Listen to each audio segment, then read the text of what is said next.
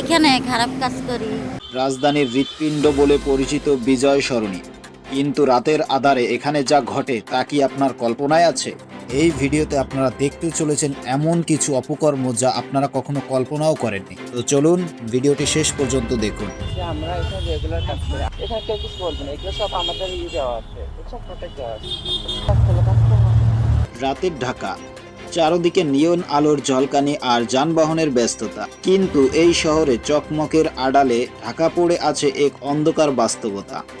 রাজধানীর বিজয় সরণি, যেখানে দিনের আলোতে হাজারো মানুষের পদচারণ, রাতের আধারে সেখানে ঝেঁকে বসছে এক ভিন্ন জগৎ। বিজয় সরণি মেট্রো স্টেশন থেকে মোড়ের দিকে এগোলেই চোখে পড়বে কিছু বিশেষ পলিথিনের তাঁবু। ফুটপাত ধরে হেঁটে যাওয়া সাধারণ পথচারীদের টার্গেট করে চলছে বিশেষ অঙ্গিভঙ্গি আর ইশারার খেলা। সমাজের তৃতীয় লিঙ্গের একটি বড় অংশ এখানে প্রকাশ্যে লিপ্ত হচ্ছে অনৈতিক দেহ ব্যবসায়। তাদের এই কর্মকাণ্ডে সাধারণ মানুষ যেমন বিব্রত হচ্ছে, তেমনি প্রশ্নবিদ্ধ হচ্ছে রাজধানীর নিরাপত্তা। পর্দার আড়ালে কি চলছে তা জানতে আমাদের প্রতিনিধি যখন গ্রাহক সেজে এগিয়ে যায়, তখন বেরিয়ে আসে আরো ভয়াবহ তথ্য। পুলিশ টুলিশ আবার আসবে, এখানে কোনো ঝামেলা ভাইয়া, তোমার সমস্যা করলে আবার বলো, আজকে সমস্যা আর কোনদিন আসবা না। আমরা রেগুলার মানে হয়তো বাইরে থেকে বারবার ভিডিও দেখলে কোনো সমস্যা লাগবে না, কাজ করবা, এদিকে আনিজি লাগলে পিছন দিয়ে আসতে করে পার হয়ে যাবে। হ্যাঁ, ওদিকে যেতে পারবে, এখানে কেউ কিছু বলবে না, এগুলো সব আমাদের দেওয়া আছে, সব প্রোটেক্ট দেওয়া আছে। তারা জানায় দীর্ঘদিন ধরেই তারা এখানে এই কারবার চালিয়ে আসছে।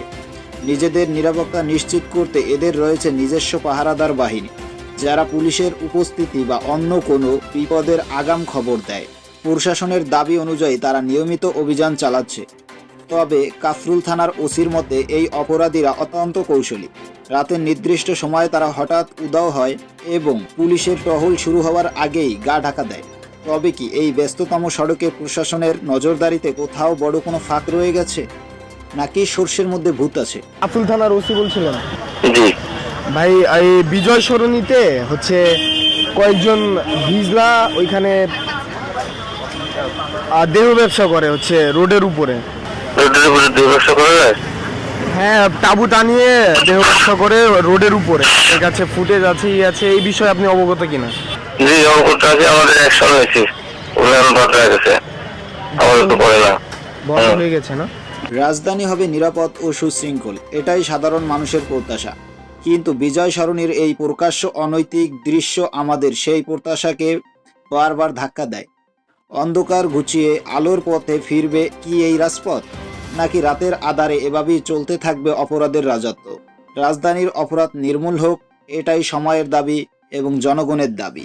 আপনাদের মতামত কমেন্টে জানান এবং ভিডিওটি শেয়ার করে সবার মাঝে ছড়িয়ে দিন।